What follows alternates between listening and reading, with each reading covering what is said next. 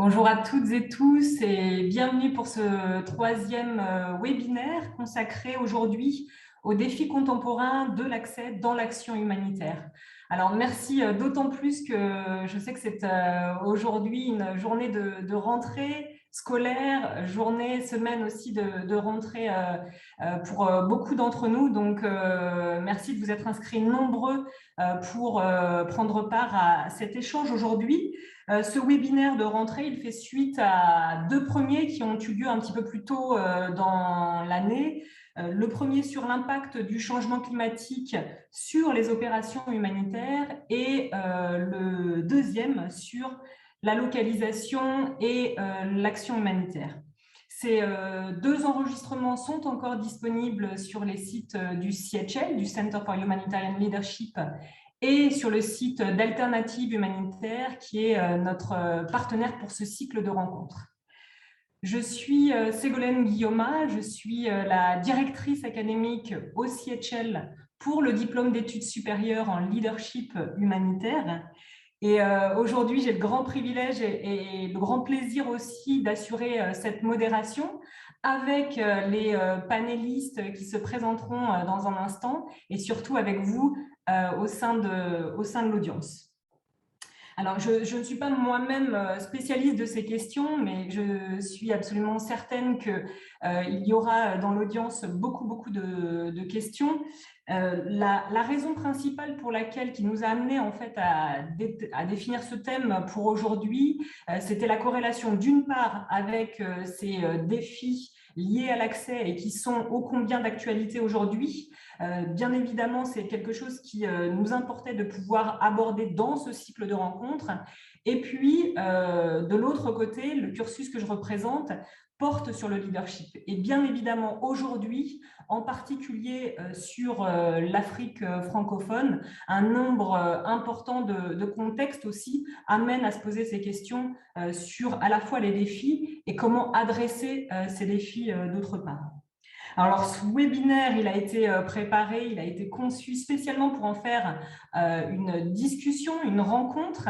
Et donc, je ne doute pas que le sujet va soulever beaucoup de questions dans l'audience. Et c'est vraiment ce que l'on cherche à avoir, un échange entre les panélistes qui sont avec nous aujourd'hui et avec vous dans l'audience.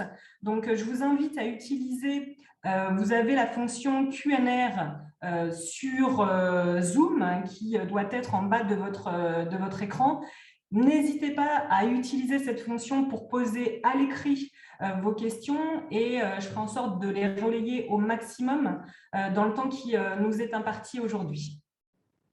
J'aimerais qu'on prenne quelques minutes maintenant pour que chacune des panélistes puisse se présenter. Et j'aimerais demander à Omar Ahmed d'Avenza de commencer.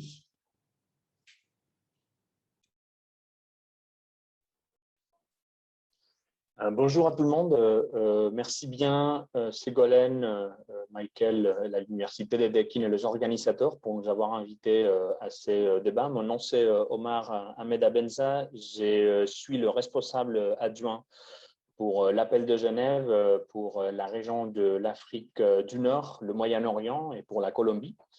Et j'ai un peu plus d'une dizaine d'années de travail, notamment sur le terrain et la plupart de ces années avec MSF à faire des négociations et des gestions des opérations au Moyen-Orient et au Sahel. Merci. Merci Omar. Régis Biodel.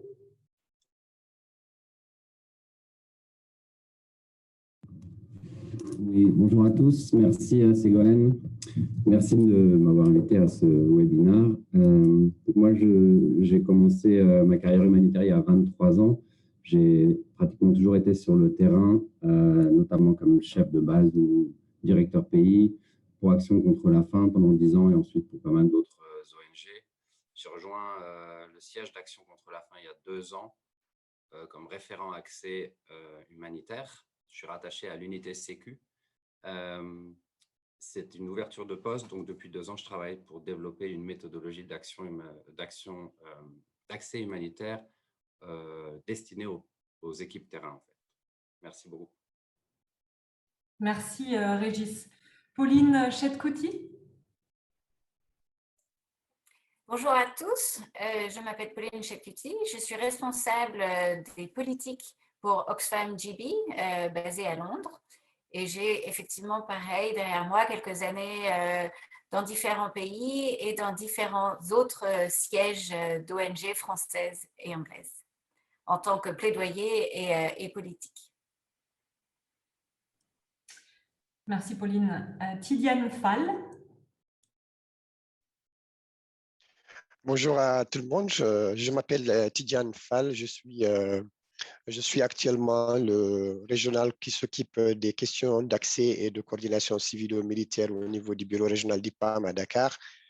Je draine un peu une carrière comme tout le monde d'une quinzaine d'années au niveau de certains pays du Sahel, Burkina, Mali, Niger, et autres, et avec quelques passages au niveau de la Guinée-Conakry, des appuis au niveau de la RDC et autres. Donc, au niveau expérience, j'ai commencé ma carrière par animateur de terrain, donc chef de base, directeur des opérations et country directeur avec ACF tout récemment avant de rejoindre le PAM. Ravi d'être parmi les panélistes. Merci. Merci Tidiane. Et Françoise Saunier. Bonjour, donc moi j'ai 30 ans aujourd'hui, je crois, de présence dans l'action humanitaire au niveau de Médecins sans frontières, où j'ai développé en fait le rapport au droit international humanitaire dans une organisation qui était une organisation qui fonctionnait sur l'action et le plaidoyer principalement.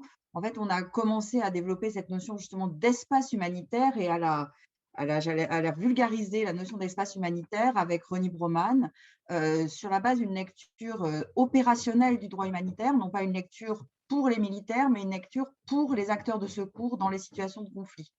Donc, c'était important d'arriver à ce que les acteurs humanitaires engagés dans les situations de conflit aient une compréhension de ce que le droit leur permet en termes d'engagement avec des acteurs armés, étatiques ou non étatiques, de ce que les victimes des conflits sont en droit aussi d'attendre.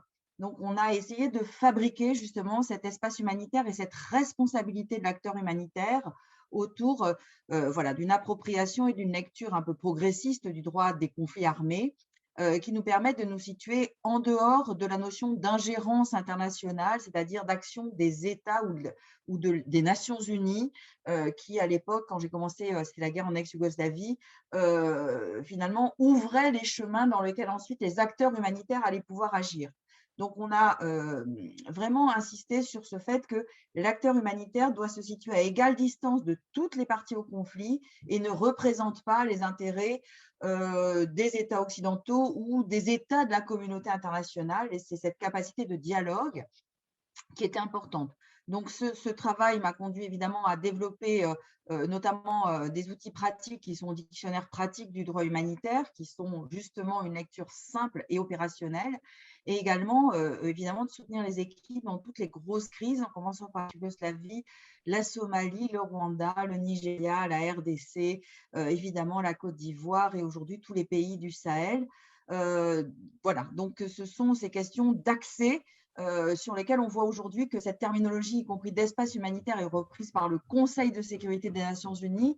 Ça doit à la fois nous rendre heureux, mais nous alerter, parce qu'il faut aussi conserver la puissance d'une action indépendante, impartiale et donc non étatique. Merci Françoise. Vous m'avez un petit peu devancé même sur un certain nombre de questions sur lesquelles, j'en doute pas, on va très certainement revenir tout au long de cette discussion. En tout cas, je souhaite de nouveau la bienvenue à toutes celles et ceux qui nous rejoignaient, sont en train de se connecter. Donc, troisième webinaire, je le disais, les défis contemporains de l'accès dans l'action humanitaire. Merci à vous cinq pour d'être présents aujourd'hui pour cette discussion.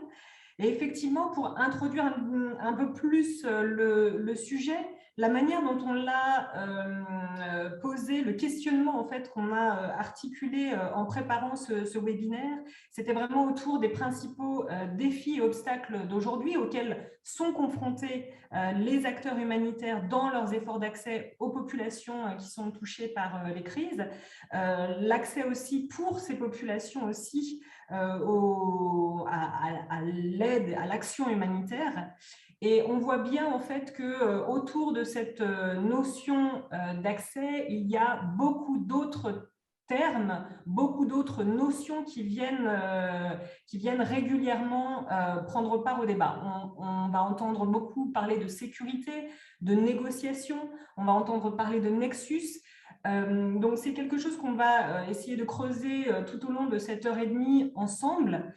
Je voulais insister sur l'idée du contemporain, de cette actualité. Les problèmes liés à l'accès, finalement, sont les problèmes qui sont presque inhérents à l'action humanitaire en tant que telle, qui sont étroitement liés, Françoise, vous le mentionniez aussi, aux principes humanitaires. Et pourtant, ce que l'on voit, c'est que cette question particulièrement, elle est de plus en plus mise sur le devant de la scène et d'actualité dans les échanges qu'il y a actuellement. Elle est devenue de plus en plus aiguë et on peut s'interroger sur pourquoi ce caractère aigu ces dernières années. Si on prend sur l'Afrique de l'Ouest, l'Afrique centrale, rien que sur ces 10 dernières années, de nombreux théâtres sur lesquels cette question d'accès est soulevée. Alors, pour articuler un petit peu l'échange, une première partie qui va être relativement succincte, mais qui nous semblait importante, c'est de revenir justement sur les concepts, les défis auxquels sont confrontés les différents acteurs, d'où la variété aussi du panel. Et puis, dans une seconde partie, beaucoup plus consacrée aux leviers, aux actions concrètes qui sont entreprises pour dépasser ou en tout cas adresser ces difficultés. Alors, je m'adresserai tout de suite, pour rentrer dans le vif du sujet, à Tidiane, et j'aimerais aussi entendre Pauline sur vos propres expériences d'un point de vue très pratique d'acteurs humanitaires. Comment cette question liée à l'accès, elle se pose dans vos organisations, dans vos institutions? Comment ces défis ils se manifestent? Dans quel contexte? Et puis peut-être avec quelles conséquences aussi, de manière très pratique pour vos organisations. Tidiane, je te laisse la parole et Pauline ensuite. Merci. Merci Ségolène pour cette introduction très compréhensive et très complète. C'est la manifestation des questions de contraintes d'accès, surtout en termes de défis contemporains. Ils sont de plusieurs ordres en fait sur le terrain. Si on prend l'exemple du centre Sahel sur lequel je bosse beaucoup, on voit aujourd'hui que nous sommes dans un espace où la dynamique d'impératifs sécuritaires des États face à des difficultés liées à la présence des groupes armés fait qu'on est dans un espace où se côtoient acteurs militaires, plusieurs forces étrangères, plusieurs forces internationales, plusieurs forces nationales et aussi des groupes armés non étatiques qui sont de diverses audiences. Et ce qui fait que concrètement sur le terrain, si on prend par exemple l'exemple qu'on a vécu et qui a duré plus de 8 mois sur le Niger, par exemple, qu'on a géré, pour lequel j'étais dans les négociateurs de ces contraintes-là, au Niger, par exemple, si on prend cet exemple, les problèmes de sécurité liés aux groupes armés, quand il y a eu le drame de 9 août 2020 qui a coûté la vie à quelques humanitaires, l'État a pris la décision d'interdire tout mouvement des humanitaires sur le terrain sans escorte armée en dehors de toute agglomération. Ce qui a conduit quoi? Ce qui a conduit à ce que cette décision qui a été prise reflète aujourd'hui l'une des contraintes, c'est que c'est des décisions politiques et sécuritaires qui se prennent et qui, quand on voit sa lecture du point de vue principe humanitaire, on voit que c'est des décisions purement sécuritaires et parfois influencées par des interférences géopolitiques ou politiques. Parce qu'en prenant cette décision, l'État nigérien réagissait au fait que le ministère des Affaires étrangères français avait coloré en rouge tout le territoire nigérien. Et donc, la réaction, c'était que tout celui qui bouge doit être escorté. Alors, on pose le problème d'accès aux populations par les acteurs humanitaires en imposant des escortes armées, en disant que là, vous ne pouvez pas y aller tant que vous n'êtes pas escorté par les militaires. Donc, c'est des contraintes, c'est l'impératif sécuritaire qui est là, qui prime, et la décision, en prenant la décision d'imposer des escortes militaires, et cela a duré 8 mois, on a négocié avec des militaires, on a eu avec la coordinatrice humanitaire, on a eu avec OCHA, avec tous les acteurs, mais les discussions sur la table, c'était, voilà, si l'État français a coloré en rouge le territoire nigérien, donc tout le monde n'est pas en sécurité, y compris les humanitaires, donc on a le devoir de vous protéger. Ça, c'est d'une part les décisions politiques. L'autre part, on est dans un espace où les problèmes de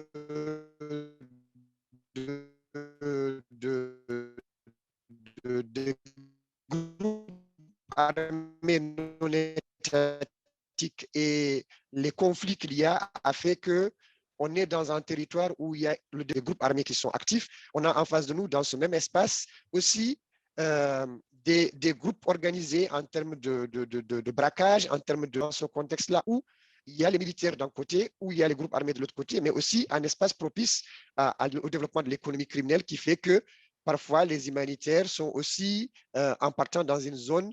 On sait que c'est des zones où il y a des groupes criminels qui peuvent braquer, qui peuvent attaquer, qui peuvent faire Et ça impacte au niveau des opérations des humanitaires parce que le Niger, on est passé 8 mois à négocier avec le gouvernement nigérien pour que finalement, le 10 mai 2021, ils allègent ces conditions d'accès. Par exemple, si je prends l'exemple du Mali, concrètement, dans le Nord Mali, tu vois que l'accès prend une autre dimension parce que même pour bouger sur le terrain avec les équipes opérationnelles, ce n'est pas tout type de véhicule que les humanitaires peuvent utiliser, ce n'est pas tout type de moto. Il faut même aller jusqu'à des arrangements logistiques parce que il y a des communes, quand tu travailles dans ces communes-là, dans la région de Gao, par exemple, tu ne peux pas amener des véhicules de location d'une autre commune. Donc, ça impacte même la capacité de bouger des humanitaires sur le terrain. Il faut des adaptations concrètes. Donc, en dehors des contraintes techniques, il y a les contraintes liées à la sécurité, il y a des contraintes liées aux influences géopolitiques entre les puissances et les États du Sahel qui font qu'aujourd'hui, on est influencé par toute décision politique liée à la lutte contre les mouvements, les groupes armés et autres. On est, nous, humanitaires, impactés par les décisions qui se prennent entre les gouvernements et d'autres alliés, que ce soit européens ou américains, autres. Et l'autre contrainte, c'est l'amalgame que cela crée.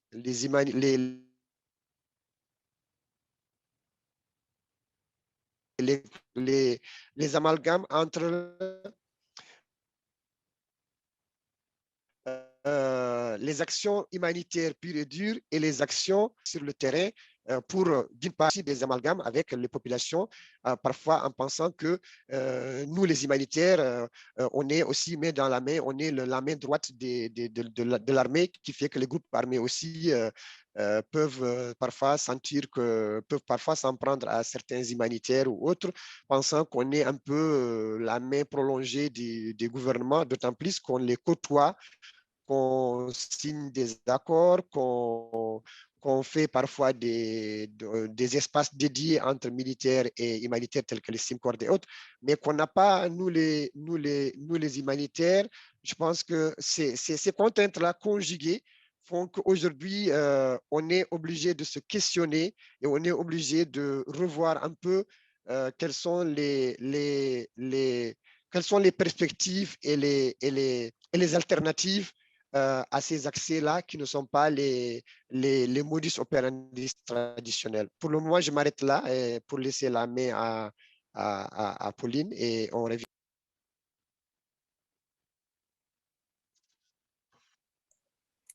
Merci. Merci, Tidiane. Ségolène, à mon tour? Parfait. Bonjour à tous, c'est vraiment un plaisir d'être avec vous aujourd'hui. Et pour répondre un peu à ce que Tidiane a expliqué très concrètement, j'aimerais aussi un peu revenir sur les questions de qu'est-ce que c'est l'accès et quels sont les obstacles que nous observons. Comme je l'ai expliqué, je suis moi-même une experte du plaidoyer et de la politique humanitaire. Et donc, j'ai une approche vis-à-vis de l'accès qui est plutôt du côté des solutions. Quelles sont les solutions que l'on peut trouver pour essayer de minimiser ces contraintes d'accès? Et donc, essentiellement, mon travail est autour des discussions avec nos équipes de terrain régionales pour déterminer quelles sont les contraintes d'accès auxquelles nous faisons face, afin de les diminuer et de trouver les leviers politiques, bien souvent, qui pourraient les faire diminuer. Donc, bien évidemment, l'accès humanitaire, on parle de l'accès des populations aux services essentiels et évidemment aussi l'accès des travailleurs humanitaires aux populations qui souffrent d'une crise humanitaire. On a différentes sortes de contraintes d'accès. On a bien évidemment des contraintes d'accès physique, le climat, la topographie des lieux, etc. Et puis, on a bien plus souvent, je dirais, des contraintes qui ont une dimension politique. Donc, des contraintes liées aux obstacles bureaucratiques, administratifs, auxquels sont confrontées les équipes sur place au niveau local, mais aussi au niveau des capitales et des régions. Des contraintes, on va dire, de détournement de l'aide de la part des parties au conflit, que ce soit les parties gouvernementales ou les groupes non gouvernementaux, qui veut dire des exemples d'ingérence dans la distribution de l'aide ou dans la mise en œuvre des activités.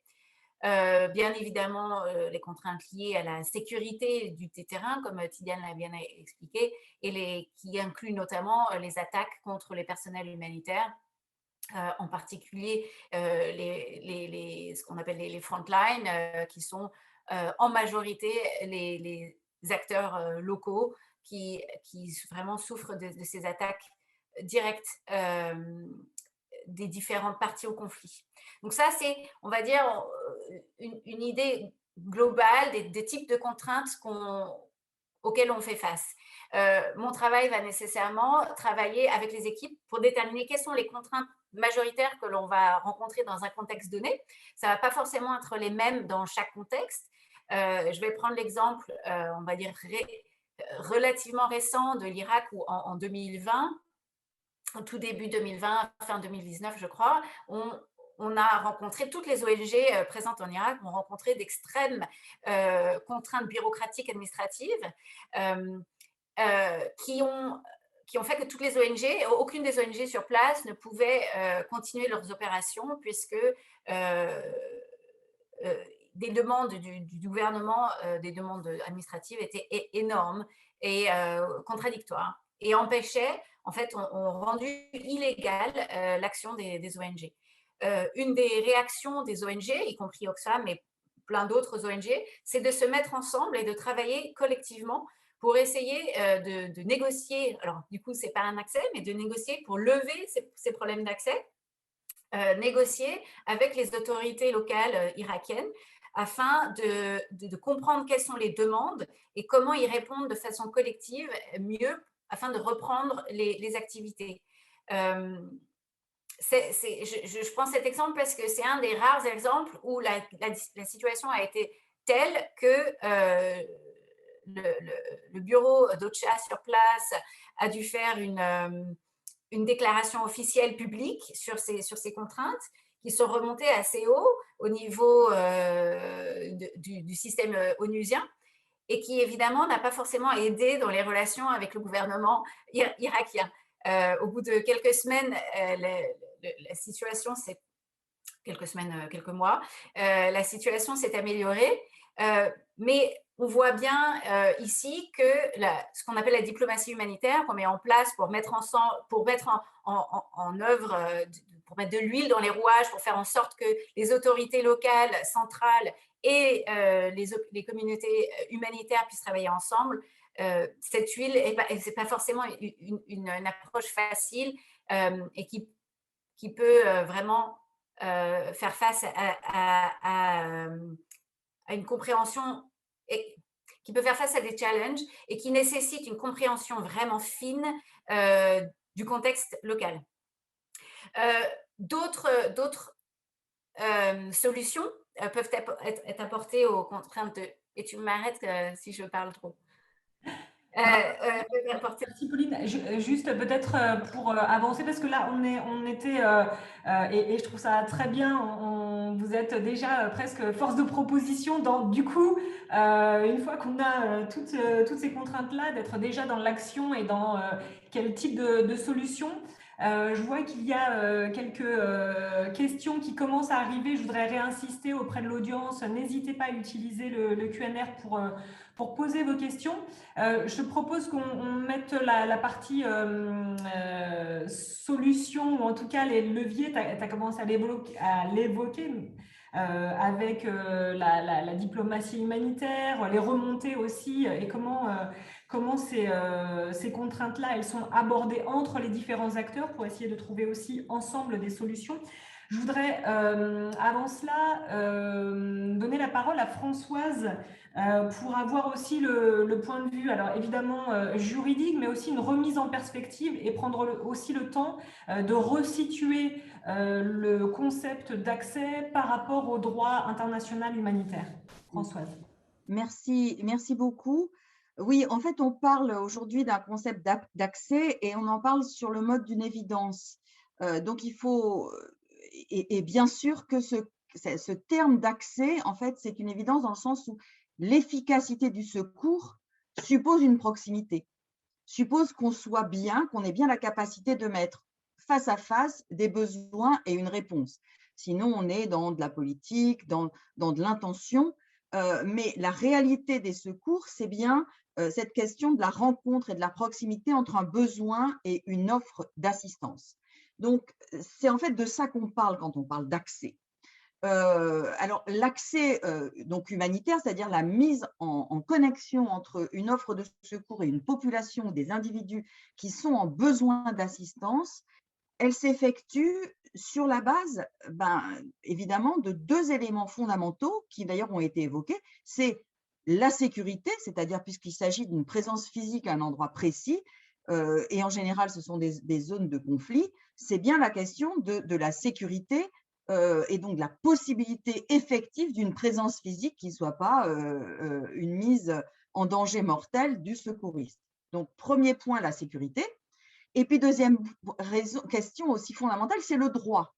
Et je dis toujours que plus les choses sont compliquées, plus il faut revenir à des bases simples. Donc, sécurité physique, parce qu'on est à un endroit où, en général, les gens essayent plutôt de fuir. Donc, quand on y va, c'est sur quelle base sécuritaire et comment. Et puis, question du droit. En fait, de quel droit est-ce qu'on se positionne entre, en gros, le marteau et l'enclume, c'est-à-dire la violence et la victime? Donc, c'est autour de ces deux questions qu'il faut vraiment élaborer ce sujet qui, bien sûr, est évident, mais en fait, il est évident dans la tête, mais en pratique, il est extrêmement complexe. Alors, la sécurité, je vais peut-être commencer par le droit parce que c'est quand même le cadre général. Et le droit, en fait, il y a un besoin dans le droit international de revenir sur les cadres existants. Le seul cadre dans lequel il existe un droit pour des organisations humanitaires impartiales, donc indépendantes des gouvernements, d'être présents, c'est les situations de conflit armé. Et la base de ce droit, c'est le droit international humanitaire, c'est-à-dire le droit des conflits armés, puisque le droit des conflits armés fait un peu disparaître les États. Ce n'est pas le droit qui fait disparaître les États, mais c'est le conflit armé qui fait disparaître une forme de souveraineté, puisque on a deux parties qui s'affrontent sur le même territoire et auprès des populations. Donc, dans le droit des conflits armés, la souveraineté des États recule face à une autre base juridique qui est celle, et on l'a utilisée, qui est celle à responsabilité des parties au conflit. Donc, on change de registre et de paradigme juridique, et c'est souvent compliqué évidemment dans le cadre des Nations Unies, parce que les Nations Unies, c'est un syndicat d'États, hein. Dans le droit des conflits armés, on oublie les États. Les États ont pris un engagement et on ne les considère plus qu'en tant que parties au conflit armé.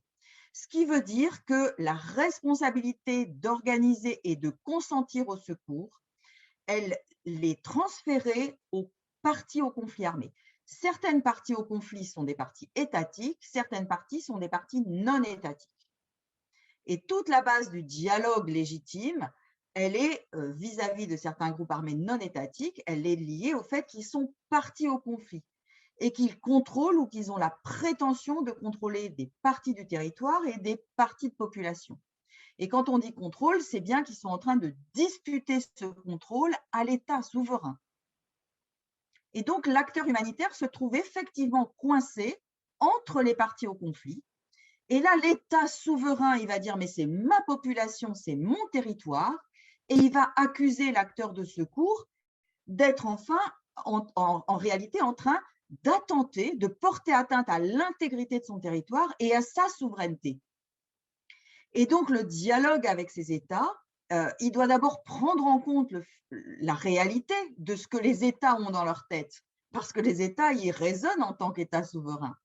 Donc, bien sûr que l'État est légitime à dire « c'est mon territoire, c'est ma population et il y a des atteintes à l'intégrité de mon territoire et à ma souveraineté », mais ce n'est pas l'acteur de secours qui porte atteinte au territoire, à l'intégrité du territoire et à la souveraineté, c'est le conflit lui-même. Et c'est très, très important que les acteurs de secours soient capables, non pas de se présenter au nom d'une ingérence ou au nom de grands principes internationaux qui feraient fi de la souveraineté des États, c'est de dire à l'État qui lui-même effectivement est agressé, ce n'est pas moi qui t'agresse. Je suis là au nom du droit des conflits parce que certaines parties du territoire et certaines parties de la population sont en fait privées de l'exercice, on va dire bienveillant, de la souveraineté de l'État, mais parce que ce sont des zones disputées et parce que l'État est en difficulté pour exercer sa souveraineté pleine et entière sur ces territoires. Donc, cette vraie tension avec la souveraineté, je pense qu'il faut que les humanitaires, les acteurs humanitaires soient capables de la remettre en formulation saine, sinon ils deviennent des acteurs et ils sont perçus comme par les États territoriaux, les acteurs humanitaires sont perçus comme des acteurs de l'agression contre la souveraineté des États, et des acteurs donc de la perte de souveraineté, et ils sont donc perçus souvent comme des acteurs, soit des alliés, soit des groupes armés non étatiques, soit ils sont perçus comme des acteurs de la pression internationale qui vise à contester éventuellement la souveraineté. On prend des conflits comme la Syrie, qui en a été l'expression flagrante et absolue, où l'État syrien a dit « je suis contre et je refuse toute action humanitaire qui ne passerait pas par le cadre de ma souveraineté », tous les débats sur le consentement de l'État au secours, y compris dans des zones que ne contrôle pas l'armée.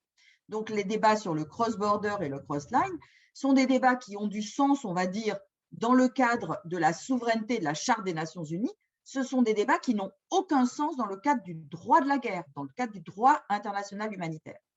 Parce que le droit d'accès tel que défini dans le droit international humanitaire, il ne demande pas le consentement de l'État, il demande le consentement de la partie au conflit qui exerce un contrôle sur le territoire et la population. C'est clair, c'est simple, mais il faut oser porter ce débat. Et comme les États, et il faut que ce débat soit porté par les humanitaires, parce que les États eux-mêmes portent un autre discours et ils ont d'autres responsabilités politiques, notamment dans le cadre des Nations Unies, les États portent la responsabilité politique des opérations de paix et pas des opérations humanitaires. Donc, dans le cadre de la gestion du conflit en Syrie et de la recherche de la paix en Syrie, les États ont porté un discours sur la souveraineté du gouvernement syrien qui n'a rien à voir avec la légitimité des actions de secours cross-border à partir du moment où le consentement de la partie au conflit concernée, s'agissant notamment de parties au conflit non étatiques, a été obtenu. Et ça, c'est l'ambiguïté fondamentale du débat au niveau de la communauté internationale et au niveau onusien, parce que les Nations Unies se sont emparées de cette notion d'espace humanitaire qui était définie par les humanitaires, notamment par MSF à l'époque, et en ont fait un espèce d'usage justement diplomatique dans le cadre des gestions de la paix, de la gestion des conflits, mais pas de la gestion du secours humanitaire et de la gestion des relations et du dialogue avec les acteurs armés non étatiques. Ce qui complique en plus les choses, c'est qu'aujourd'hui, dans le registre du droit, on se retrouve, nous, confrontés à un deuxième sursaut de souveraineté qui est porté par la lutte contre le terrorisme, dans lequel énormément d'États requalifient les groupes armés d'opposition comme acteurs armés et terroristes, et dans lequel l'engagement humanitaire avec ces acteurs est non seulement perçu par les États territoriaux comme une violation de leur souveraineté, ce qui est faux, je l'ai dit, au niveau du droit des conflits armés, au niveau du droit humanitaire, c'est faux, mais c'est la perception et l'accusation que portent les États. Et les États portent un deuxième niveau d'accusation, c'est que les acteurs humanitaires font un soutien matériel à des groupes terroristes. Donc, on a deux problèmes juridiques extrêmement sérieux au niveau de l'accès humanitaire et qui ne peuvent pas être résolus dans le cadre des résolutions des Nations Unies, parce que notamment les États territoriaux s'appuient énormément sur les principes directeurs de l'action humanitaire qui avaient été adoptés en 1991. Et dans le cadre de ces principes directeurs, évidemment, les Nations Unies réaffirmaient la souveraineté de l'État et le consentement de l'État. Ce qui est légitime dans des catastrophes naturelles n'est plus le cadre posé par le droit international dans les conflits armés, puisque ça, c'est un cadre de droit international humanitaire, que dans ce cadre-là, le consentement n'est plus celui de l'État et la souveraineté n'est plus celle de l'État. C'est la responsabilité des parties au conflit. Donc, je pense que ça, c'est le premier point que je voulais vraiment mettre clair et dans lequel le consensus général a donné de la force, mais en fait, c'est une force fragile puisque on se dispute derrière les mots. Tout le monde est d'accord sur l'accès humanitaire, mais ensuite, on a fait réémerger le débat sur le consentement qui a été très fort en Syrie et qui est très fort partout, et qui, en fait, le moment où derrière le consensus, on se rend compte qu'il y a divergence. Donc, fausse bonne idée. Et l'autre point sur la sécurité sur lequel je voulais revenir, c'est qu'effectivement, le droit humanitaire aborde les questions de sécurité, non pas sur le plan de la souveraineté, mais sur le plan de ce qu'on appelle le respect et la protection, où chaque partie au conflit s'engage uniquement à ne pas attaquer elle-même. Le gouvernement du Niger, pour reprendre l'exemple qui a été donné, n'est pas responsable de la violence qui sera exercée par d'autres.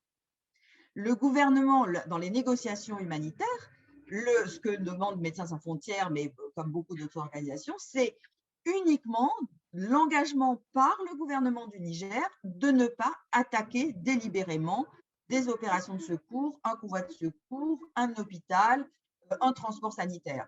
Et la question des escortes armées, c'est un renversement de la responsabilité où le gouvernement nous dit « je ne peux pas vous laisser aller dans les zones non contrôlées par mon armée parce que vous allez être attaqués par les groupes armés non étatiques. » La responsabilité de l'acteur humanitaire, c'est de dire « je revendique d'abord le droit de négocier avec ces groupes armés sans que ça soit perçu comme une trahison ou de l'espionnage par l'État, ou du soutien matériel à des terroristes ou de la collusion avec des groupes terroristes, puisque le dialogue humanitaire doit être sorti de la sphère terroriste aussi.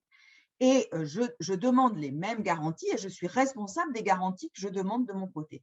C'est un autre débat qui a eu lieu dans les Nations Unies autour d'un terme épouvantable qu'on a appelé la déconfliction ou la notification humanitaire, mais qui bute de nouveau sur les mêmes problématiques, qui est est-ce que l'État territorial accepte qu'un acteur humanitaire impartial prenne langue, négocie, dialogue avec un groupe armé non étatique.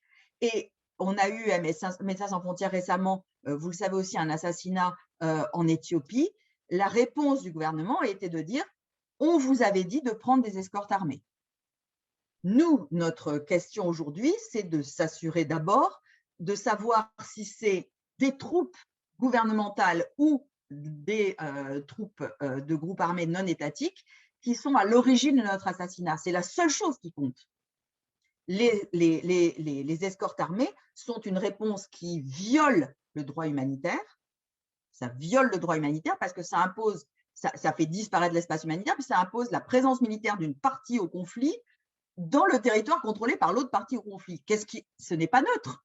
Ce n'est ni humanitaire, ni neutre, ni impartial. Donc, ce sont sur ces éléments-là qu'il faut vraiment que les humanitaires fassent attention que ce langage commun recouvre en fait des réalités qui restent heureusement différentes. Parce que ce n'est pas parce qu'on a eu le même langage qu'on est tous du même côté. Non, dans un conflit, il y a toujours plusieurs parties.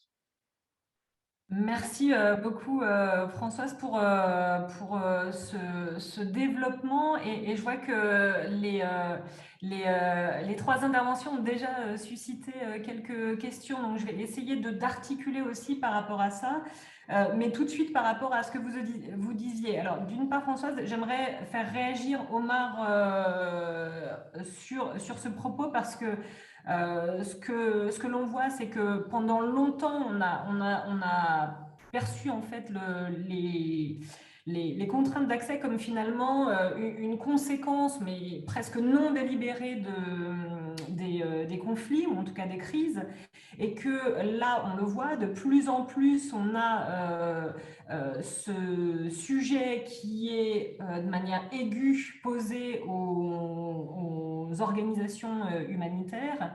Et donc, la question que j'avais envie de poser aussi à Omar, c'était, ça questionne bien évidemment à la fois la politisation de l'accès et aussi, du coup, à un moment donné, puisque ça gravite, il y a un côté très névralgique autour de cette question d'accès, est-ce que ça vient interroger aussi la politisation de l'aide? Je me fais un peu volontairement polémique sur le sujet. Omar.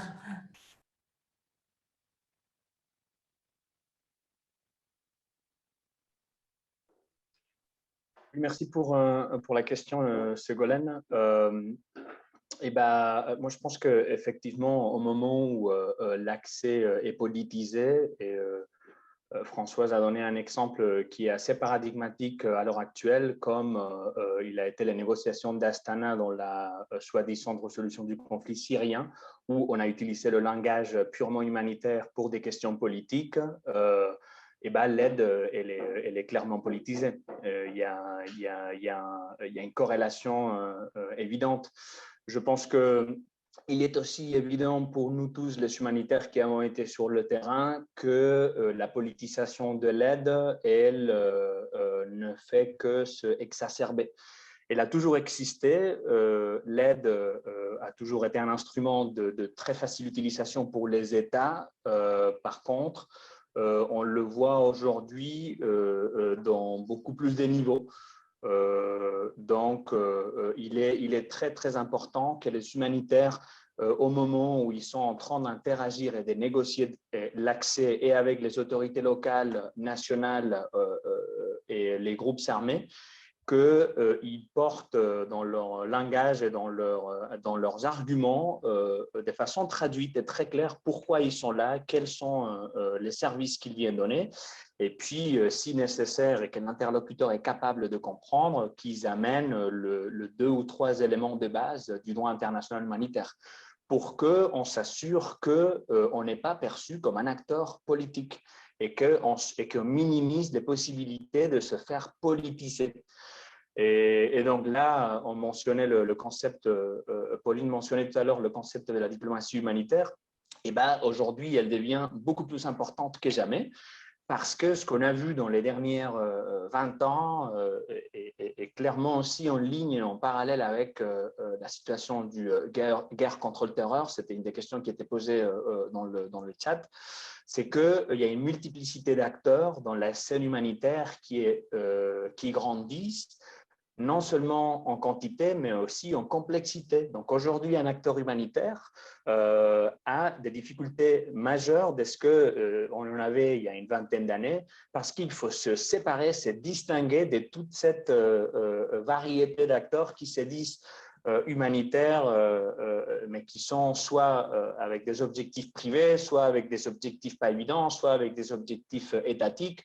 soit avec des objectifs lucratifs. Donc, il est très, très important de faire valoir le service et la présence des acteurs humanitaires, déjà par la valeur ajoutée et l'impact qu'on a sur la population, amener des exemples et autres. Et après, il faut maîtriser quand même le langage, au-delà des exemples opérationnels, il faut maîtriser le langage du droit international, j'insiste, lorsque l'interlocuteur est capable d'y comprendre. Parce que très souvent, quand on négocie l'accès et quand on essaye d'éviter ce qui est la source de notre politisation, on va interagir avec des acteurs qui ne connaissent pas connaissent pas le droit international humanitaire et à qui il faut les traduire et il faut les expliquer ce que ça veut dire exactement. Je m'arrête là, Ségolène. Ouais. Merci beaucoup, Omar. Je voudrais peut-être un petit peu dans cette veine-là et venir un peu sur les principes humanitaires. Dans l'une des questions qui est posée par Julie Bélanger, sachant que l'accès neutre et indépendant repose largement sur une approche d'acceptation, avons-nous des mécanismes adéquats pour enquêter et analyser le niveau d'acceptation au sein des populations civiles et autres parties afin d'avoir un plaidoyer evidence-based? J'aimerais peut-être demander à Pauline de réagir là-dessus, Omar peut-être de compléter aussi. Merci Ségolène. Je crois que c'est vraiment une question fondamentale et pour moi, il y a au moins 2 ou 3 sous-questions dans ce point-là. Une question qui est peut-être, comment on dit, l'éléphant dans la pièce, qui est la question de la neutralité. J'aimerais juste le mettre là, le discuter parce que d'abord, Françoise, corrige-moi si j'ai tort, mais je ne crois pas que le DIH consacre la neutralité en tant que telle, c'est plutôt l'impartialité qui est nécessaire pour négocier l'accès. La neutralité, en revanche, c'est l'un des 4 principes de base qui sont consacrés pour l'accès, qui sont consacrés comme étant les bases de l'action humanitaire. Mais la neutralité, c'est aussi quelque chose qui est extrêmement discuté aujourd'hui dans le secteur humanitaire. Je pense qu'il est impossible de se détacher des discussions principalement, à vrai dire, occidentales, il faut l'avouer, sur la question de la neutralité. Qu'est-ce que ça veut dire d'être neutre? Est-ce que l'on peut continuer à être neutre tout en discutant de décolonisation, de occidentalisation de l'aide? Comment on peut faire du plaidoyer basé sur les droits des populations et être neutre, et comment la perception, puisque c'est une des questions qui a été posée aussi, de neutralité aide ou pas. Moi, je pense personnellement que la question de la neutralité est fondamentale et que nous n'entrons pas en tant qu'humanitaires dans un théâtre, dans un contexte neutre. Bien au contraire, on n'est pas politisé. Nous entrons délibérément dans un contexte qui est extrêmement politisé déjà, et nous y entrons avec une idée de la neutralité et de ce que l'on peut apporter aux populations. Et je ne pense pas que nous sommes fondamentalement capables de nous dissocier complètement du biais qui est attaché à notre image. Comme on l'a dit tout à l'heure, il y a des organisations qui sont ouvertement religieuses et qui sont perçues comme telles et qui continuent et qui le revendiquent. Il y a des organisations qui sont ouvertement politisées et qui défendent une certaine vision de la société et qui le défendent. Et je me demande effectivement à quel point la neutralité ici est un argument d'accès. En revanche, après avoir dit ça, il est fondamental de prendre en considération les circonstances de terrain locales dans lesquelles on opère. Est-ce que effectivement l'organisation pour laquelle on travaille a mis en place des systèmes à la base de leur programme qui incluent, comme le fait notamment Oxfam, des politiques de sensibilité au conflit pour vraiment analyser dès le début et à travers toutes les étapes des différents programmes à quel point notre action participent au conflit ou participent aux violences, et comment faire en sorte de minimiser le plus possible cette perturbation que l'on crée nécessairement en rentrant dans un contexte comme ça. Donc, il y a malgré tout, à mon avis, des solutions assez concrètes et qui fonctionnent pour minimiser le plus possible la perception que l'on arrive avec un agenda différent et que nous arrivons avec un agenda qui est fait pour changer complètement, ou quand c'est le cas, puisque ça arrive tout à fait, et Oxfam est tout à fait, je veux dire, ouvert là-dessus, que nous avons un agenda, on va dire, politique, dans le sens où nous défendons le droit des femmes, nous défendons les droits humains en général, et ça veut dire parfois être en désaccord avec certains acteurs politiques nationaux et d'autres États. Donc ça veut dire une tension réelle qui existe de façon quotidienne dans nos relations avec les institutions étatiques, locales et centrales. Donc, pour minimiser cet impact-là sur l'accès, il y a des solutions. Donc, évidemment, comme je l'ai dit, la sensibilité au conflit, les stratégies d'acceptance, jamais vraiment si on dit l'un ou l'autre, et aussi systémiser la diversification des staffs que nous avons qui vont être en charge finalement de négocier cet accès au dernier moment, si vous voulez, de la ligne. S'assurer que d'une part, on maintienne une protection, une des meilleures protections possibles de nos salariés sur place, pour éviter qu'ils soient la cible d'attaque, bien évidemment, mais aussi reconnaître que nos partenaires locaux, nos staffs régionaux locaux sont souvent mieux placés pour pouvoir négocier, ou une compréhension plus fine des contextes et des dynamiques politiques qui ont lieu là, et leur donner des vrais outils pour pouvoir être en communication régulière avec le contexte et faire cette négociation. Juste un point là-dessus, ça fait partie des solutions qu'on met en place, mais qui sont des solutions de long terme. C'est pas juste une solution spécifique à un problème d'accès, c'est-à-dire mettre en place sur le long terme des stratégies de partenariat avec les organisations locales qui sont complètement intégrées dans notre façon de penser les programmes, c'est-à-dire faire en sorte qu'il y ait une co-création des programmes avec les organisations locales, qu'il y ait un engagement communautaire fort qui permette en fait cette inclusion locale et cette acceptation. Et ça, que ce soit quelque chose qui soit visible sur le long terme, qui permette aussi la compréhension de notre organisation par les populations locales et potentiellement aussi par les autorités en charge ou qui contrôlent la zone, que ce soit des autorités gouvernementales ou non gouvernementales. Donc, pour revenir sur la question du plaidoyer et de quelles sont les solutions, est-ce que c'est evidence-based, je dirais ça nécessite de repenser fondamentalement la façon dont on délivre de l'action humanitaire, avec à la base et de façon long terme systématique des politiques de localisation, comme on dit, des politiques de sensibilité au conflit forte, une compréhension vraiment fine des contextes, et de s'assurer qu'on peut rester dans certaines zones, même de certaines zones difficiles, violentes, sur le moyen ou long terme, pour établir un système de confiance, un environnement de confiance et de réel partage avec les communautés sur place, pour qu'on puisse ensuite, que cette négociation d'accès ensuite ne soit pas juste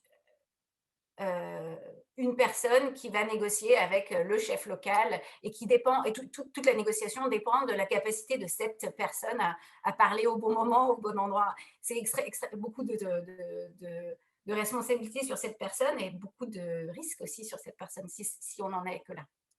J'espère que ça répond un peu à la question. Merci Pauline. Je pense qu'il y avait déjà des choses très concrètes en termes de solutions. Tu l'évoquais, à la fois la co-construction avec les communautés, l'approche autour de la localisation. Je voyais que Françoise voulait ajouter un mot aussi pour compléter, peut-être succinctement. Je vois qu'il est presque 11h UTC et Alors, qu'on puisse... ouais, pardon. Ouais. Donc, très rapidement, sur ces questions d'acceptation, je pense qu'il faut aussi faire très attention de ne pas être dans une forme de démagogie, justement, occidentale ou je ne sais quoi. On est dans des situations de conflit. Donc, penser qu'il n'y a pas de problème, c'est vraiment se tromper. La question, c'est être accepté par qui? Parce que déjà, il n'est pas toujours évident, et là, c'est contexte par contexte, que la population ait le même avis et la même perception que l'autorité qui exerce un contrôle sur cette population et ce territoire. Donc, déjà, dans chaque contexte, il faut se demander, voilà, la perception d'une partie au conflit, évidemment, peut être très, très positive et si elle est très, très positive, la perception de l'autre partie à conflit va pour le coup devenir extrêmement négative. Donc, à MSF, on a d'une façon un peu provocatrice l'idée de se dire quand on est détesté par tout le monde, c'est qu'on a vraiment trouvé notre place. Parce qu'on doit être aux côtés de ceux dont personne ne se préoccupe. Donc, attention aussi dans les situations de conflit de poser cette question de perception de façon correcte. Et si je reviens juste sur les principes humanitaires, parce qu'encore une fois, voilà, je l'ai dit que la perception peut être quand même à géométrie très variable. Alors, il ne faut pas non plus être toujours très fier que tout le monde vous déteste, et surtout quand un gouvernement vous envoie des signes de défiance, il faut écouter ces signes, et non pas en être fier en disant je suis vraiment humanitaire. Donc, il faut écouter les signes que chacune des parties envoie, et écouter les signes que chacune des parties envoie de façon différenciée de la façon dont les populations bénéficiaires réagissent aussi. Des fois, l'aide que vous leur apportez, si elle ne correspond pas à leurs besoins, elle peut effectivement générer une frustration de la part des populations. Mais là aussi, c'est une attitude différenciée à 3 étages au moins. Les populations bénéficiaires, est-ce que ce qu'on leur donne finalement ce dont elles ont besoin? Et là, il faut être très à l'écoute. Et puis, chacune des autorités, on va dire, en contrôle, est-ce qu'elles sont là? Donc, ça me mène à revenir sur la question des principes et la neutralité. Le droit humanitaire fait référence à 2 principes, c'est l'humanité et l'impartialité.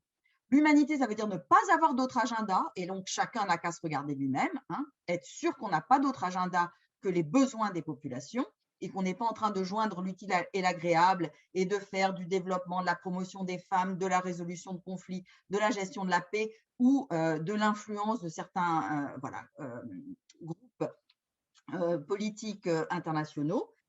Humanité. Le deuxième, c'est l'impartialité, et celui-là, il est effectivement conventionnel. L'impartialité, ça veut dire qu'on est obligé de discriminer. Mais on discrimine sur la base des besoins. On ne donne pas pareil à tout le monde. La neutralité et l'indépendance arrivent ensuite, ils ne sont pas conventionnels, mais ils sont repris par dans les principes humanitaires reconnus par les résolutions des Nations Unies. L'indépendance, pourquoi? Parce qu'on ne peut pas prétendre faire des choix indépendants en fonction uniquement des besoins et du principe d'humanité si on n'est pas indépendant soi-même. Donc, pour pouvoir revendiquer l'impartialité, il faut être indépendant et être capable de le démontrer. Et la neutralité, elle est essentielle parce qu'il n'y a pas d'accès sans neutralité, sinon vous êtes mort. Donc, si de toute façon, la neutralité veut dire que vous ne donnez pas un avantage à l'une des parties au conflit. Et il faut bien se demander en permanence, est-ce que je suis en train de donner un avantage à l'une des parties au conflit? Et donc, l'égale distance qui doit être maintenue et l'égal dialogue qui doit être maintenu, il est essentiel parce que la neutralité, c'est un facteur de sécurité. Ce n'est pas un débat philosophique. On a eu toute cette question, ça n'empêche pas de prendre position, mais c'est un enjeu de sécurité. Merci François. Bon, on voit que du coup, il y a le débat est forcément animé entre différentes organisations. D'un point de vue aussi pratique, je dirais, Régis, j'aimerais te donner la parole justement sur l'une des questions qui est soulevée sur la traduction de ce langage, qui est aussi un langage assez pointu, extrêmement complexe, sur ces principes humanitaires, sur la notion d'accès, mais dans la recontextualisation du DIH, et comment, avec cette complexification, la multiplication des acteurs. Comment, pour toi, au niveau d'ACF, se passe cette traduction? C'est une question qui était posée. Traduction de ce langage au niveau public, dans des contextes où les narratifs publics sont devenus de plus en plus accusateurs aussi. Campagne de désinformation entre parenthèses. Merci, Ségolène. Ce n'est pas une question très facile parce qu'elle a plusieurs contours. Juste moi, pour revenir sur les principes humanitaires, ce qu'on découvre en travaillant avec les équipes qui, par exemple, dans des dialogues ou des exercices de négociation, les brandissent, on est en train de plus en plus de les mettre en garde sur le fait que les principes humanitaires ne sont pas faits pour être brandis face à quelqu'un, mais effectivement on se les impose à nous-mêmes et que une fois qu'on se sera imposé ces principes, derrière, on aura plus de crédibilité aux yeux de chaque partie prenante. Et c'est souvent un sujet de plus en plus glissant, ces principes humanitaires. Ils sont anciens.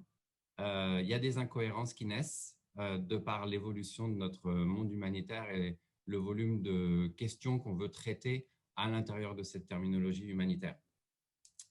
Je voudrais revenir aussi parce que sur l'acceptation, on parlait de comment on peut l'évaluer. On a travaillé au sein d'Action contre la faim sur un outil qui permet aux équipes d'aborder le sujet, de comprendre ce que l'on met déjà en interne à l'intérieur de ce mot acceptation. On essaie de le faire évaluer par les équipes. Alors, c'est un processus qui est compliqué, mais ce qui est sûr, c'est qu'on doit avoir tout notre personnel à bord sur des questions comme celle-là. On ne peut pas se contenter d'avoir un groupe de gens qui en parlent. Il faut une appropriation par l'entièreté des équipes sur les questions d'acceptation et les comportements qui permettent d'améliorer notre acceptation par le plus grand nombre. Ou au moins, si ce n'est pas l'acceptation, on va déjà être content si on est toléré par opposition à être rejeté ou à ressentir de l'hostilité. Le gros du travail aujourd'hui pour nous, c'est de vulgariser ça au sein de nos équipes. Ça prend beaucoup de temps. C'est un temps souvent qu'elles n'ont pas. C'est rarement prioritaire. On a des tâches administratives qui passent avant ça. Mais en tout cas, c'est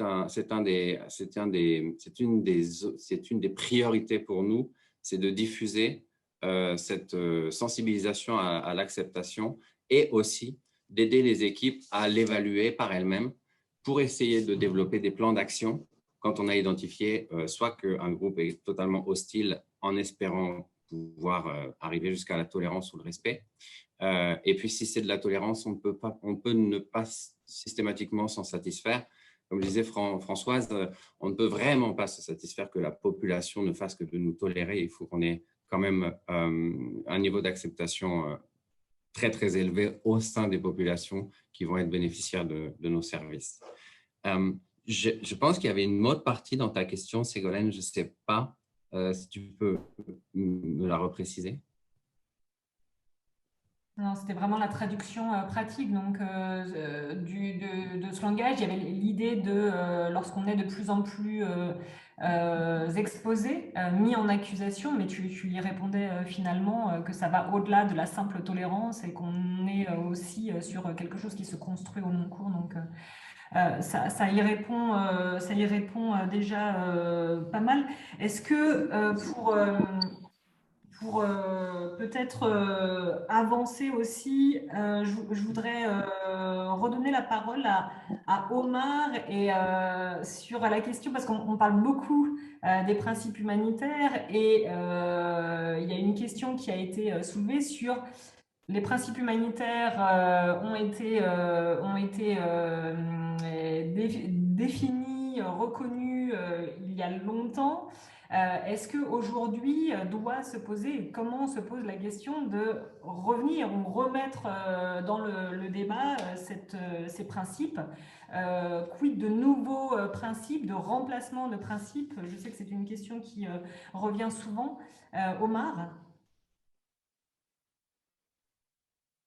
Oui. Ouais, c'est une question intéressante. Je ne sais pas si je l'avais traité précédemment. En général, j'avais récupéré ce que Françoise elle a un peu partagé, le fait que l'humanité d'abord et l'impartialité après, c'est plutôt les deux principes qu'il faut garder comme l'axe central de l'intervention humanitaire.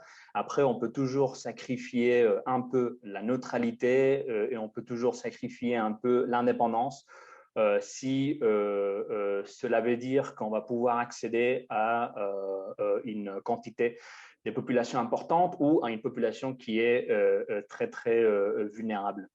Maintenant, est-ce qu'il faut moderniser, actualiser, changer les principes humanitaires? Moi, je dirais que déjà, le propre nom lui-même, il indique que c'est des principes très logiques qui répondent à un sens commun et qui restent humains. Donc, en principe, je ne sais pas si on viendrait aujourd'hui à renommer ou à actualiser. Peut-être ce qui est important, c'est justement de comprendre que ces principes ont une certaine élasticité et qu'il faut savoir jusqu'à où on est prêt d'y aller pour pouvoir intervenir et tout en respectant la base des principes humanitaires. Après, pour donner une perspective un peu différente à ce débat, parce que c'est vrai que j'ai quand même une tendance à répondre toujours avec mes 10 ans de MSF, mais là, ça fait un peu plus d'un an que je travaille sur l'Appel de Genève, une organisation qui a un mandat tout à fait très différent par rapport aux autres ONG qui font de l'assistance traditionnelle, comme la plupart des collègues ici. Et si je me mets à l'intérieur du dogma et de la philosophie de l'Appel de Genève, il est vrai que les principes humanitaires vont être peut-être un peu plus élastiques. Et ben nous, aujourd'hui, pour pouvoir engager avec les groupes armés non étatiques et pouvoir parler avec eux et pouvoir se faire écouter, je pense que on est un peu moins strict avec certains principes. Après, il est difficilement qu'on soit perçu comme des acteurs neutres et on a beaucoup de difficultés justement à se faire accepter en général par les 3 niveaux d'acceptation nécessaires, communautaire, groupe armé et autorité. En spécial, on a des difficultés à se faire voir comme un acteur neutre de la part des autorités, qui sont les premières qui doivent nous laisser passer, parce qu'en général, on va parler avec les groupes armés non étatiques, c'est-à-dire par défaut des adversaires ou partis contraires notamment aux autorités. Après, en termes d'indépendance, on est aussi assez flexible. On n'est pas un acteur purement financé par le public comme c'est le cas des Médecins sans frontières, et donc je ne peux pas prôner de la même façon que je l'ai toujours fait avec MSF que notre indépendance elle est intacte.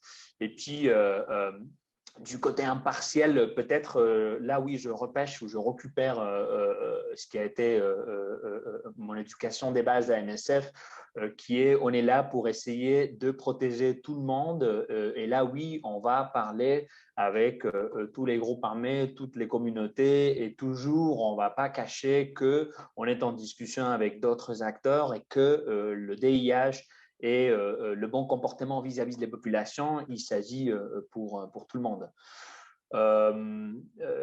Je vais peut-être passer la parole à d'autres collègues. C'est pas une question de facile réponse, mais bon, j'ai essayé de donner un peu mon point de vue et puis celui de l'Appel de Genève, comment nous on se positionne vis-à-vis le principe humanitaire.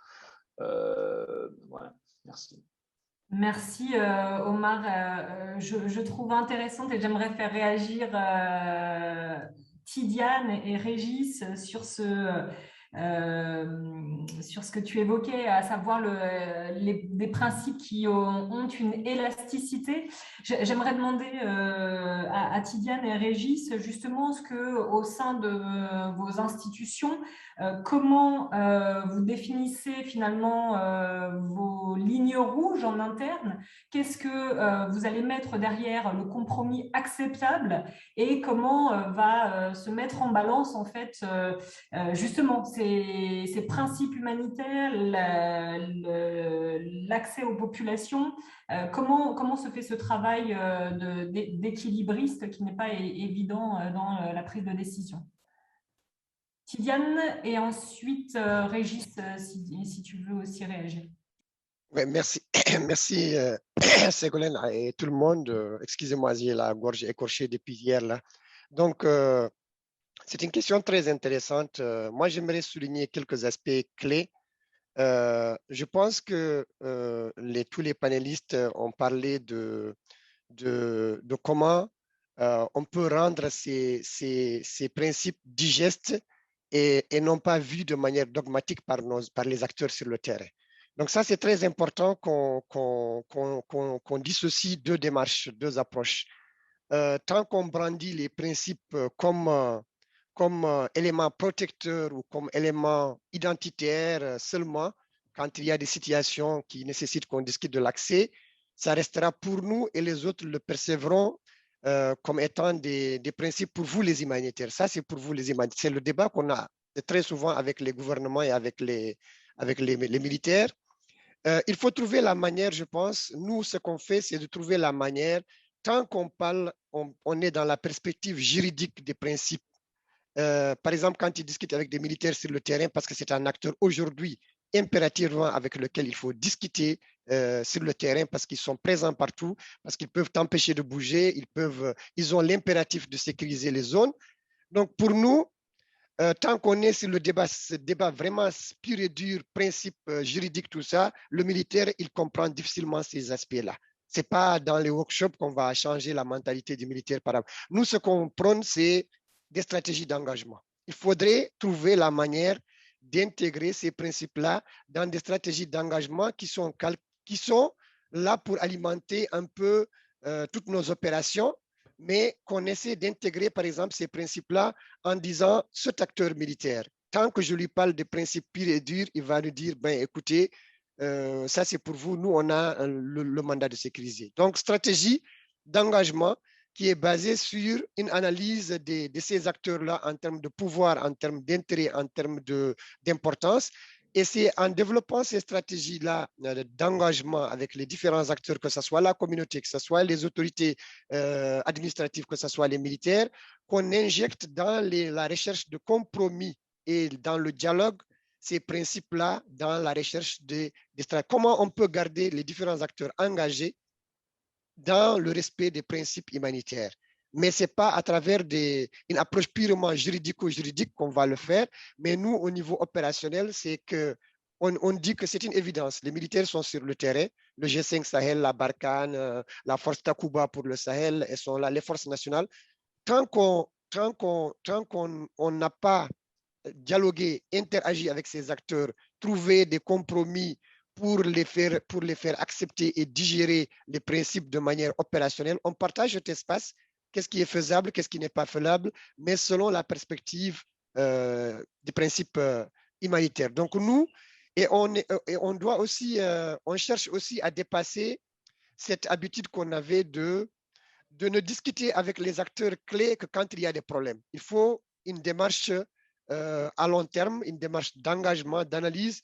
Il ne faut pas discuter avec les militaires ou discuter avec les leaders ou discuter avec les gens sur l'accès que quand il y a un problème d'accès concret sur le terrain.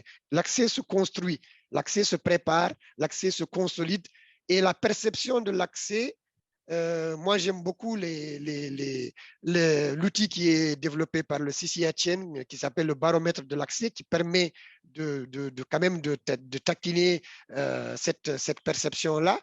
Et autre chose, c'est éviter aussi, il faut trouver la balance entre trouver les consensus opérationnels en termes d'accès sur le terrain avec les acteurs opérationnels sur le terrain en gardant les principes actifs et ne pas politiser le débat sur l'accès en l'amenant à des instances très hautement politiques au niveau des gouvernements. Il faut amener ces débats là-bas, mais il faut toujours s'assurer que nous, les humanitaires, on a les capacités de diplomatie, de dialogue, de communication, de plaidoyer, d'intégrer ces sphères très politisées en gardant les pieds sur terre sur les principes. Parce qu'on a vécu certains exemples, par exemple l'exemple du Niger, où on a créé un comité de haut niveau sur la sécurité qui est rattaché à la primature.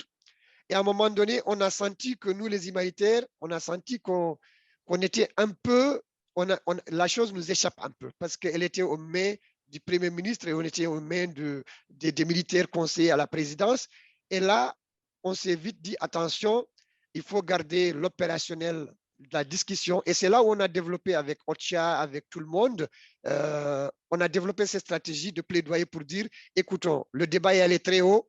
Si c'est le Premier ministre qui décide de l'accès, ça va être très compliqué. Maintenant, ramenons la chose au niveau terrain, au niveau des départements, au niveau des maires, au niveau des communautés, au niveau des ONG locales, tout en gardant un peu l'ancrage institutionnel au niveau très haut pour essayer de préparer la sphère politique aussi à comprendre ça. Le dernier élément sur lequel je finis, nous aussi, on est très conscients que, par exemple, aujourd'hui, investir dans la localisation, dans les acteurs locaux, dans les ONG locales, et il faut non seulement investir dans la formation sur les principes, mais il faut aussi les accompagner en termes de capacité de négociation, de leadership sur la négociation, de comprendre comment porter le leadership sur la négociation au niveau local. Comment un maire peut porter le... Et ce n'est pas seulement les humanitaires qui doivent être devant en train de crier sur les principes humanitaires. Comment on peut rendre les acteurs, les leaders communautaires, comment on peut rendre le maire, comment on peut rendre le préfet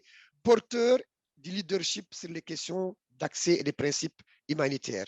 Et la dernière chose, c'est par exemple, tant qu'au niveau des zones de conflit, on attend que des officiers soient nommés dans le commandement des bataillons pour parler des principes et pour parler d'accès, l'impact sera très minime. Il faut investir dans les écoles de formation de ces officiers-là, les accompagner pour qu'ils comprennent, avant d'être déployés sur le terrain, qu'ils comprennent de quoi on parle quand on parle de l'espace humanitaire, quand on parle de principes de neutralité et d'impartialité, de quoi on parle concrètement. Parce que moi, j'ai assisté à des débats de très haut niveau où même au niveau primature, on dit, mais vous, les humanitaires, vous avez des discours très dogmatiques, on n'arrive pas à comprendre ce que vous voulez concrètement. Donc, il faut sortir, allier l'approche juridique avec une approche diplomatique au niveau diplomatie humanitaire au niveau très haut, mais ne pas perdre l'ancrage opérationnel des acteurs qui peuvent inverser la tendance, qui peuvent transformer les mentalités et la culture d'apprécier l'accès et de discuter. Mais transférons les compétences au niveau des leaders locaux, au niveau des maires, des chefs de village, au niveau des autorités locales pour que ça ne soit pas seulement les ONG et les agences des Nations Unies qui portent le leader sur le débat sur les principes humanitaires. Voilà, je m'arrête pour le moment là. Merci. Merci Tidiane. Je voudrais entendre Régis, si tu veux réagir aussi. Et je vois que le temps passe. Et ça nous amènera aussi vers une dernière question en forme de conclusion aussi à ce débat. Merci Ségolène. En fait, je vais répondre de manière extrêmement provocative sur les principes élastiques, même s'il ne faut pas être trop provocateur avec des principes. Mais en gros, j'ai un peu l'impression qu'on n'envoie pas un peintre en bâtiment travailler dans une maison en feu. Donc, ce que ça m'inspire, c'est effectivement, on doit, et je pense qu'on travaille dans ce sens chez Action contre la faim, on va évaluer l'impact par rapport au risque, et dans l'élasticité des principes, on doit faire la même chose, on doit évaluer l'impact par rapport au risque. Je ne suis pas sûr que ce soit satisfaisant de laisser mourir quelqu'un simplement pour garantir qu'on respecte des principes. Ceci étant, ça amène à des lignes rouges. Un principe peut être élastique temporairement. Il faut simplement vérifier les conséquences quand on reviendra à un fonctionnement normal. C'est ça ce qu'on appelle des dilemmes. C'est le vocabulaire qu'on utilise dans l'accès. Il y a tout un vocabulaire entre les dilemmes, la négociation, l'acceptation. Pour moi, ce sont des dilemmes. Il faut tâcher de pouvoir les respecter le plus souvent possible. Peut-être faire des entorses, mais alors il faudra vraiment le justifier. C'est une décision temporaire qui a des conséquences énormes, mais en règle générale, il faut quand même pouvoir, dans l'état actuel des choses, être cohérent avec soi-même. Merci Régis. Je vois, Françoise, que tu as la main levée, peut-être très rapidement sur cette question. Oui, c'est juste pour revenir sur ça. Je trouve que tout ce qui a été dit sur les principes, c'était vraiment fondamental parce que les principes ne sont ni identitaires ni à brandir. Par contre, je pense très important de rappeler tout ce qui a été dit sur le fait qu'il faut parler, engager. Vraiment, les principes servent d'un cadre. Ce que je voudrais dire qui n'a peut-être pas été dit, c'est que les principes humanitaires n'ont pas été inventés par les humanitaires.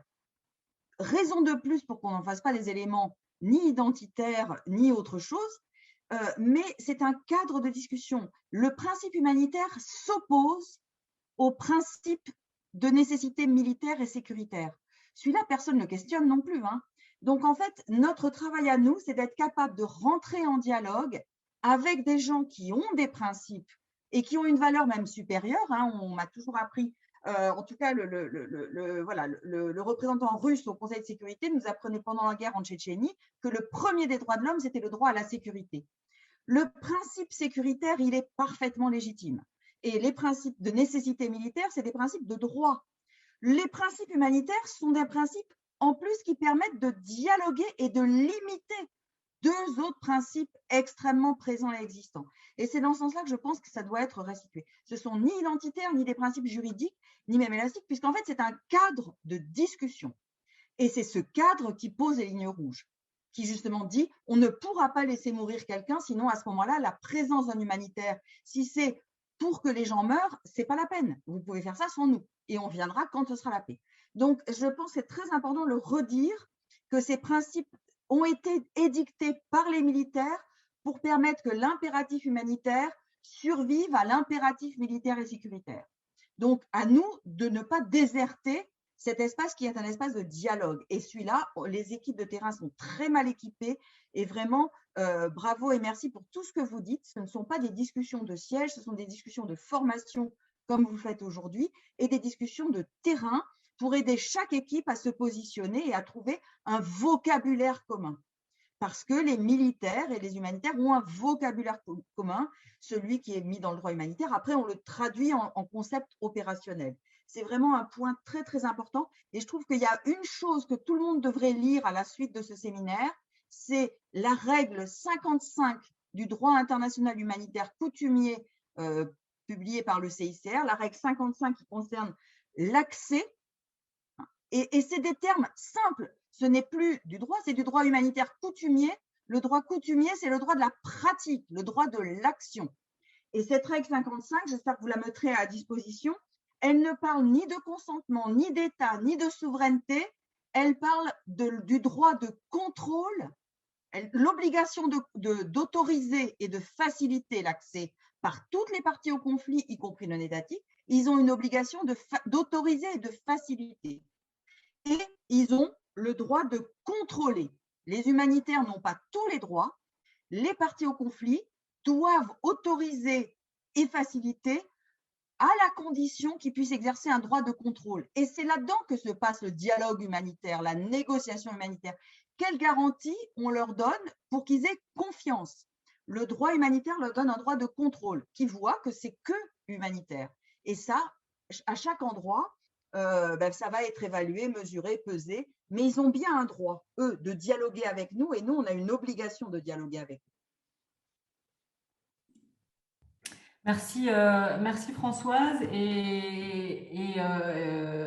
Vous mentionniez cette règle 55, on va tâcher de la retrouver pour la mettre aussi à disposition. Peut-être sur la conclusion, on arrive au terme de ce webinaire. Ce que l'on voit de toutes vos prises de parole, c'est quand même une énorme et de plus en plus à la fois un intérêt et une spécialisation de plus en plus autour de ces questions d'accès.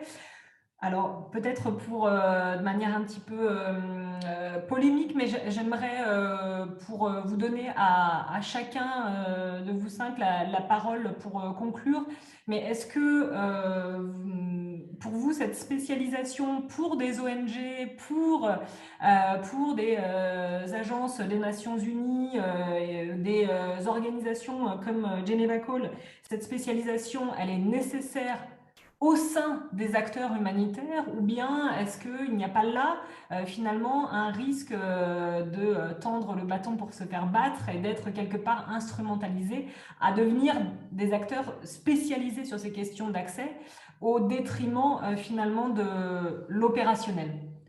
Je vous laisse à chacun une minute pour pouvoir réagir là-dessus et conclure en quelques mots. Pauline, je te vois te rapprocher de ton écran et du micro. Merci beaucoup. Et encore une fois, merci d'avoir organisé ce séminaire sur l'accès, qui est aussi un sur les principes. Et ce que je voulais dire, c'est que depuis 20 ans que je suis dans le système, ça fait 20 ans qu'on discute des principes, des dilemmes liés à l'application des principes, de à quel point le VIH est nécessaire ou pas dans la négociation de l'accès. Est-ce qu'on doit en parler? Est-ce que c'est pour nous de comprendre? Ce qui me frappe aujourd'hui, c'est qu'on a besoin de parler à tout le monde, non pas juste aux militaires ou juste aux autorités. Je crois qu'on de plus en plus, on est dans un monde qui est ultra connecté. Les populations elles-mêmes savent exactement, bien souvent, une idée assez claire de qui est qui. Je pense qu'il est essentiel qu'on puisse avoir un langage en fait qui soit commun. Je ne suis pas sûre que le langage qu'on ait, le langage humanitaire aujourd'hui basé sur les principes, soit un langage commun, loin de là. Je pense qu'on a un travail à faire au sein de la communauté humanitaire, mais plus largement au sein de la communauté de l'aide internationale, pour expliquer quelles sont les notions derrière les différents vocabulaires qu'on utilise et quelles sont les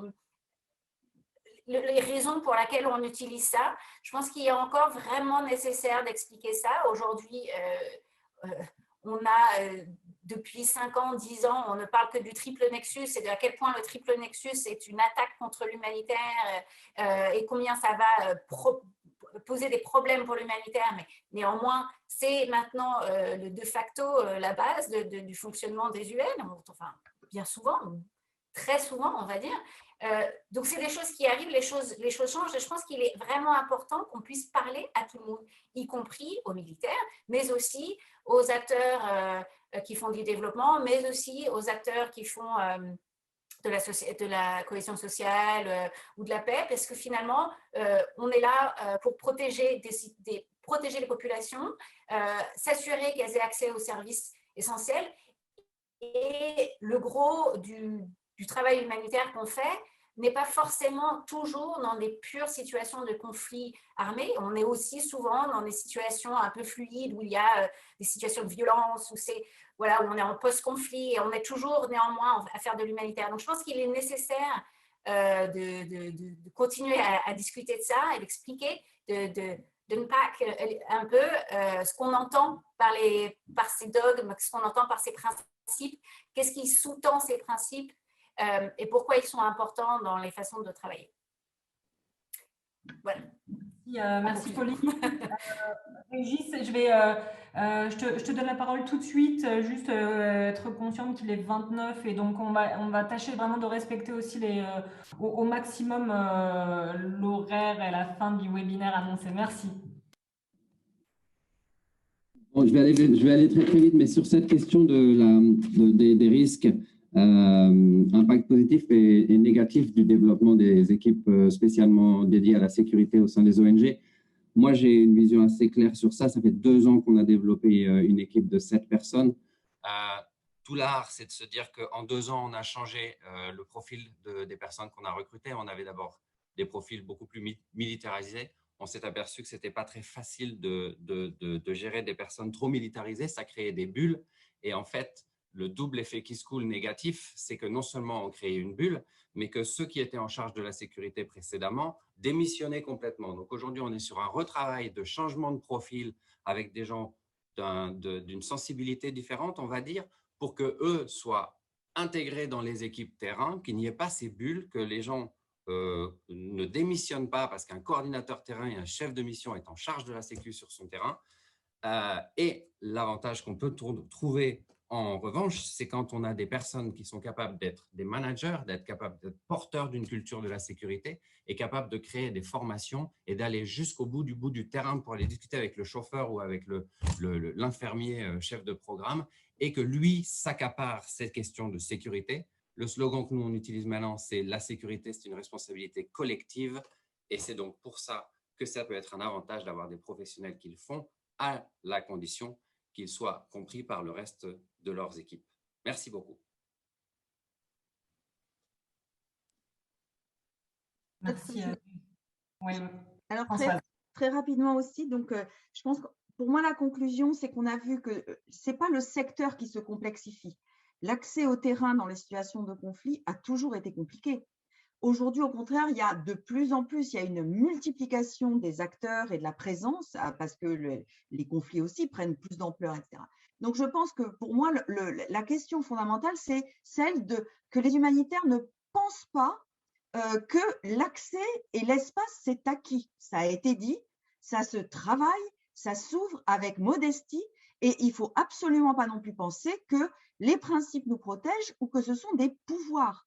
L'humanitaire représentant et soutenu par certains États, y compris armés et coalitions internationales occidentales, l'humanitaire a souffert, à mon avis, d'un sentiment de toute puissance, en disant qu'il y avait des interventions militaires internationales pour ouvrir l'espace humanitaire. Je crois que ça, c'est le plus dangereux. L'humanitaire, c'est toujours une question d'impuissance et de résistance et d'humilité, mais de dialogue avec les acteurs. Parce que ce qu'on fait, à moins qu'ils aient décidé d'exterminer tout le monde, ce qui est important qu'on comprenne, ce qu'on fait, on doit trouver la place pour le faire. Ce n'est pas confortable, mais on doit trouver la place. Or, je trouve qu'il y a des humanitaires qui pensent que l'intention et l'argent suffisent. On est des gens de bien et que l'intention et l'argent suffisent. Dans les situations de guerre, l'argent, c'est un facteur de pouvoir et de désastre. Et les gens sont beaucoup trop naïfs et sont beaucoup trop dans une logique de puissance. Alors dire, c'est très compliqué, les concepts sont compliqués, le droit c'est compliqué. Non, les militaires arrivent à comprendre le droit de la guerre. Si les humanitaires n'arrivent pas à comprendre le droit humanitaire, franchement, ça va quoi. On fait des déclarations d'impôts, on gère des loyers, on fait du fret, de la logistique. Le discours démagogique sur le droit, ça suffit. Le droit, c'est juste ce qui nous met, nous, à notre place. Je pense que le danger, c'est de se croire puissant et de dire que c'est les autres qui sont méchants. Les humanitaires ne sont pas plus gentils. On travaille dans des situations compliquées et il n'y a pas d'enjeu ni même éthique. Il y a pas, on a bien vu les débats éthiques dans l'humanitaire. Donc, passer par la formation, passer par l'humilité, passer par l'action concrète sur le terrain, investir le travail, au lieu de conquérir des terrains que les autres devraient nous avoir ouverts, ça, c'est très important. Et moi, j'ai une crainte quand je vois que les Nations Unies prennent des résolutions qui vont prendre des sanctions contre les acteurs qui n'auront pas ouvert l'espace humanitaire. Parce que alors là, on se met de nouveau, quelque part, on se cache derrière le gendarme. Ça faisait partie des résolutions sur la Centrafrique en disant ceux qui ne laissent pas l'espace humanitaire, ils seront sanctionnés. Et en gros, nous, on doit dénoncer les méchants qui nous empêchent de travailler. Mais nous, c'est qui? Il n'y a pas de communauté humanitaire non plus. Donc ça, je crois que ce sont des vrais défis et vos formations sont fondamentales pour ça, en impliquant les gens du terrain. Merci Françoise. Tidiane? C'est très difficile de dire quelque chose après tout ce qui a été dit, mais en résumé, je pense que la professionnalisation de certaines organisations sur les questions sécu et autres On doit juste mettre une dose que c'est vrai que la sécurité est très importante de nos staffs et sur le terrain et tout ça, mais ce n'est pas en investissant seulement sur les ressources sécurité qu'on aura l'accès. L'accès se travaille, l'accès est une question de toute l'équipe, du management, des équipes opérationnelles, mais aussi évoluons un peu, ne pensons pas que l'accès est entre nos mains, nous les humanitaires. L'accès est facilité par les acteurs, par la communauté, par les autres acteurs qui sont sur le terrain. Ne nous mettons pas au centre pensant que c'est nous qui devons créer l'accès. En tant qu'acteurs qui travaillent tous les jours, on peut le faciliter, on peut l'analyser, on peut le comprendre, mais il faut impliquer, il faut responsabiliser, il faut développer le leadership de ces acteurs locaux, de ces autorités et autres, et de tous les acteurs, comme on a dit, parler avec eux. Mais l'accès se travaille, l'accès, on anticipe sur certaines choses, on crée des interactions, on crée l'espace de dialogue, et on essaie d'injecter ces principes-là dans ces espaces de dialogue, avec ces différents acteurs qu'il y a sur le terrain. Et les outils nous aident, mais ils ne sont pas la solution de tout. Équilibrons un peu l'approche opérationnelle et l'approche dialogue politique et diplomatie à très haut niveau pour éviter de perdre le levier sur les questions opérationnelles de l'accès. Merci en tout cas pour cette thématique très intéressante à laquelle on est tous mouillés sur le terrain tous les jours. Merci bien. Merci Tidiane. Omar, pour la conclusion. Oui, non, je suis en ligne avec la plupart des collègues. Je pense que les postes des référents accès et sécurité qui sont en train qui grandissent de plus en plus chez les ONG et les agences des UN, oui, ils sont pertinents. Oui, ils peuvent avoir une valeur ajoutée. Il faut augmenter la réflexion, il faut augmenter la capitalisation sur les connaissances acquises et puis surtout, il faut savoir disséminer tout ça. Par contre, il y a un point très important et c'est que l'accès il est négocié par les collègues sur le terrain. Il est négocié par les coordonnateurs du terrain quand ils sont sur le terrain ou par les chefs des missions ou les directeurs pays. Et il ne faut pas qu'un référent dans un siège régional ou autre se substitue à la responsabilité des gens qui sont vraiment en train de délivrer et d'engager les acteurs importants. Voilà. Merci. Merci Omar et merci pour ces derniers mots de conclusion.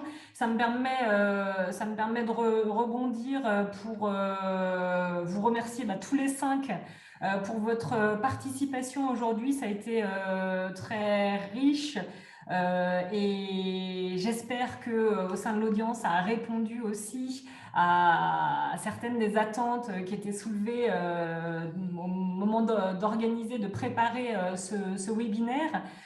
Sachez que ce webinaire, il a été enregistré et donc il sera mis à disposition aussi. Vous pourrez le relayer à la fois sur le site du Center for Humanitarian Leadership. Vous avez l'adresse qui s'affiche, également sur le site d'Alternative Humanitaire. On en a peu parlé, mais finalement, ça terminait aussi là-dessus, cet aspect de formation, cet aspect de leadership. Le CHL conduit, organise et dispense un cursus qui travaille sur le leadership en contexte humanitaire. Et bien évidemment, cette question de l'accès, elle est abordée indirectement, ne serait-ce que parce qu'elle fait partie et de plus en plus elle est quotidien des travailleurs humanitaires. Donc c'est une question qui est tout à fait centrale, que l'on réaborde à la fois dans les unités académiques et que l'on réaborde également dans les unités intensives et pratiques.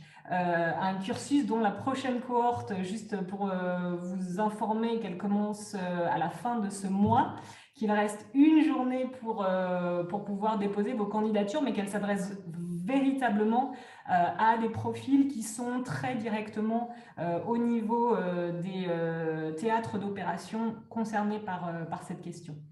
Merci beaucoup et très bonne fin de journée et au plaisir de vous retrouver pour un prochain webinaire. Merci à vous. Au revoir.